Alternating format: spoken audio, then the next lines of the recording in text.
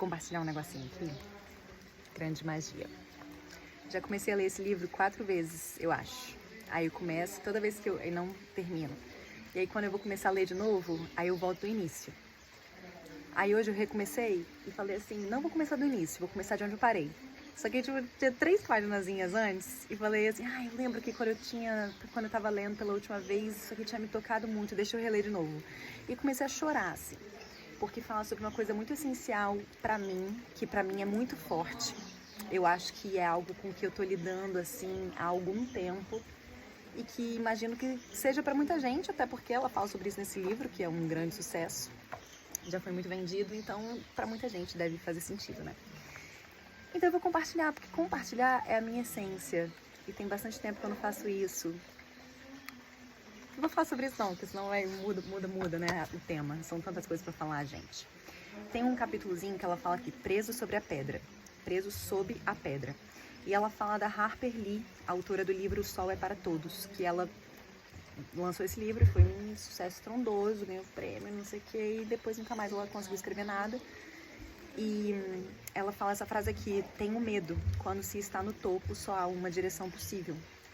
É essa coisa de você ter chegado num lugar, e isso pode ser real ou imaginário, a pessoa pode realmente ter chegado nesse lugar e fala, meu Deus, e agora eu não posso fazer mais nada, porque senão eu nunca vou conseguir me superar, as pessoas vão esperar de mim algo muito incrível, tão incrível quanto tal coisa que eu já tenha feito, e pra onde que eu vou? E isso paralisa.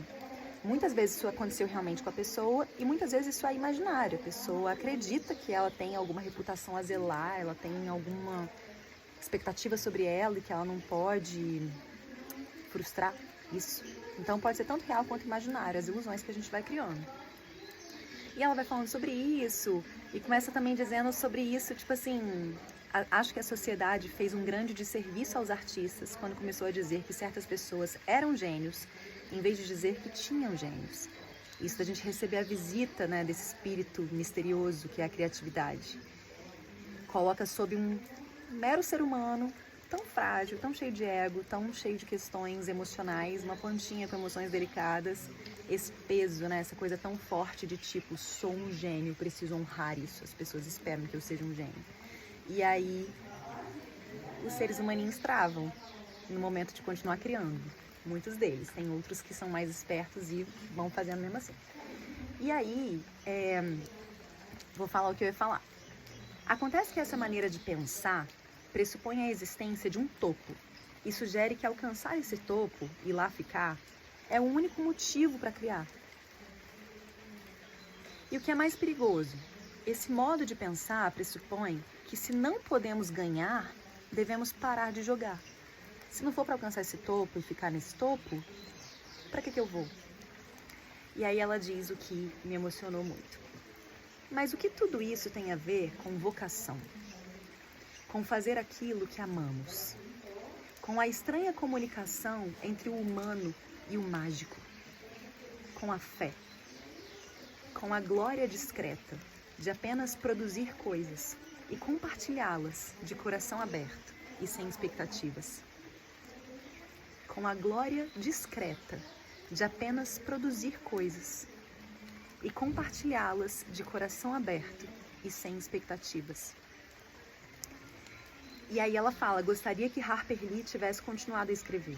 Gostaria que logo após ter publicado O Sol é para Todos e ganhado Pulitzer, ela tivesse produzido em série 5 livros baratos e de fácil leitura.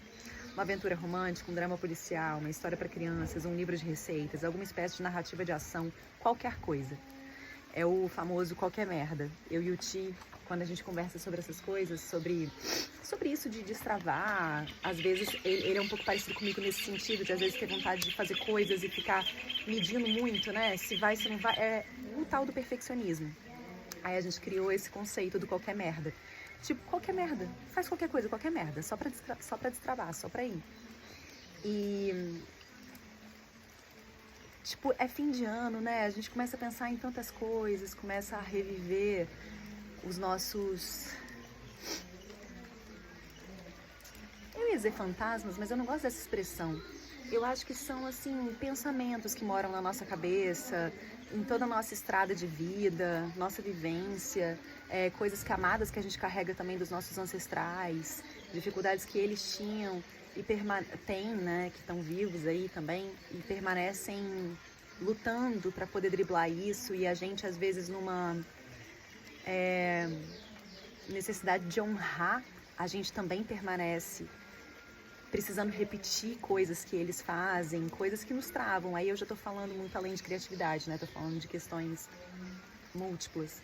Cada um tem as suas, mas que fazem com que a gente continue repetindo padrões, e a gente sabe exatamente que padrões são esses, a gente sabe exatamente quais são as coisas que vão travando e não permitindo que a gente, caraca, só flua por aí. Isso para além de lógico, eu tô falando aqui de algo muito subjetivo, né? Quando a gente tem questões realmente desafiadoras no campo físico, uma doença, não ter o que comer, tipo, são tantas questões realmente que impedem a gente de caminhar mesmo, né? De fato, a gente fala sobre preconceito, violências e tudo mais. Eu tô falando aqui de uma coisa mais subjetiva. A nossa vida tá caminhando, a gente tem saúde, a gente tem sanidade mental, mas tem coisas internas que fazem com que a gente se bloqueie. E cara, no dia de Natal, na véspera de Natal, tinha uma esperança morando no meu altar. Uns 2 dias antes, ela entrou lá em casa e ela tava do lado da porta da varanda. Aí de noite eu até abri um pouco a porta, e eu queria que entrasse vento circulando, e eu falei assim, licença, eu vou abrir aqui a porta, talvez você vá embora por conta disso, né, que vai ficar mais fácil de você sair, vai entrar um vento. Mas assim, amo muito, né, as esperanças. E elas carregam em si um significado. Aí passou 2 dias, era véspera de Natal, a Iô começou a apontar pro altar lá de casa. E eu sempre falo pra ela, oi Lakshmi, oi Preto Velho, oi Mãe Maria. O nosso altar é uma grande multiplicidade, né, de seres encantados. E aí de repente eu olho pro bambu, tem um bambuzinho no altar, e a esperança tava ali no bambu, camuflada, morando no bambu, sei lá há quanto tempo. E era véspera de Natal. E esperança tem muito a ver nessa coisa de Jesus Cristo, que é tipo, puta, Jesus Cristo é meu amigo, assim, eu não tenho ele como um ser superior, eu tenho Jesus como amigo mesmo. E aí eu fiquei ali vendo ele e tão maravilhada, tipo assim, caramba, a esperança é a esperança de Jesus mesmo, essa coisa da renovação, da fé. O que quer dizer a história de Jesus, o nascimento dele, se não seja falar sobre fé, sobre renovação, sobre esperança, isso no sentido prático, sem dogmas, sem doutrinas, sem esses extremismos de pecado, do que é certo, do que é errado. Eu digo sobre quem é esse cara maneiríssimo, sabe, que visitou a gente, que permanece visitando, que tá vivo, que a gente pode conversar com ele a qualquer momento que a gente quiser. É muito sobre esperança, sobre fé, sobre renovação. Então, é muito lindo a gente trazer quais são os nossos sonhos que talvez estejam meio adormecidos por falta de fé, por falta de acreditar, ou talvez por essa coisa do tipo de não conseguir vislumbrar algo se realizando e aí nem começar por conta disso. É isso, se eu não for pra estar no topo, então eu vou parar de jogar, eu não vou nem jogar. Mas tem uma caminhada que ela precisa acontecer. Hoje em dia, quando a gente tá nessa isso tudo que eu tô falando pra mim, especialmente, pra quem mais quiser ouvir. Isso dessas relações muito imediatas que a gente constrói com as redes sociais, com o WhatsApp, algo que às vezes me atormenta muito, né? Porque tudo precisa ser muito imediato e de repente você produz algo muito incrível hoje, mas amanhã já tem que produzir outra coisa, porque senão você tá atrasado. Isso faz com que a gente muitas vezes não esteja construindo um trabalho de formiguinha dia após dia, porque meio que não vale a pena. Pra que serve? Pra que serve algo que não vai estar pronto amanhã? Se ninguém tá vendo, por que eu vou ficar anos trabalhando em alguma coisa que ninguém vai ver? Que retorno que aquilo vai me dar? Quando aquilo vai me dar o retorno? Aquilo vai me dar algum retorno? Então, peraí, é melhor eu buscar alguma outra coisa. E nessa, a gente muitas vezes vai matando os sonhos. Os sonhos, eles são tão sensíveis, né? São tão sutis.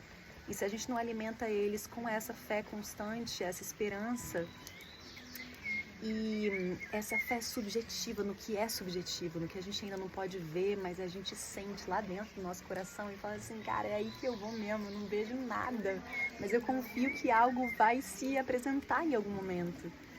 Então, acho que o que eu queria falar é isso tudo mesmo que eu já falei, mas é muito pra nós artistas que a gente tem tanto pra dizer. E eu digo que todo mundo é artista, todo mundo tem muito pra dizer, todo mundo tem muita coisa pra colocar no mundo.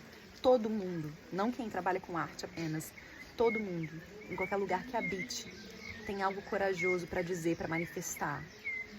Seja no olhar para as outras pessoas, seja no jeito que dá bom dia. Você pode fazer isso com coragem e com amorosidade e transformar o ambiente que você tá. Que a gente, tipo, permaneça acreditando e cultivando cada pequeno sonho, assim, cada pequena vontade de realizar alguma coisa. Aquelas fagulhas, né? As fagulhas que vêm, que são tipo fagulhas mesmo. É uma ideiazinha que vem e tipo, caramba, e se a gente alimentar elas? O que será que vai acontecer? Um pouquinho cada dia, não importa se ninguém tá vendo, não importa se ninguém tá curtindo, não importa. Isso quer dizer muito mais sobre a gente do que sobre qualquer outra pessoa. Quer dizer muito mais sobre a gente estar alimentando a nossa própria alma. Quando a gente tem algo para compartilhar e a gente compartilha, a gente está alimentando a nossa própria alma. É pra gente. É um serviço, primeiramente, pra gente. É um autosserviço. E geralmente, quando algo faz bem pra gente, a gente faz mais bem pro mundo. Quando a gente faz coisas que fazem bem pra gente, a gente tem muito mais capacidade de fazer bem pro mundo. Então, não tem. Não tem porque não tem fim. O que eu queria dizer, não tem fim. É só um começo. Feliz Natal atrasado, gente! E não vou estar feliz ano novo ainda porque ainda tá longe. Quem sabe eu volte aqui até lá. Um beijo.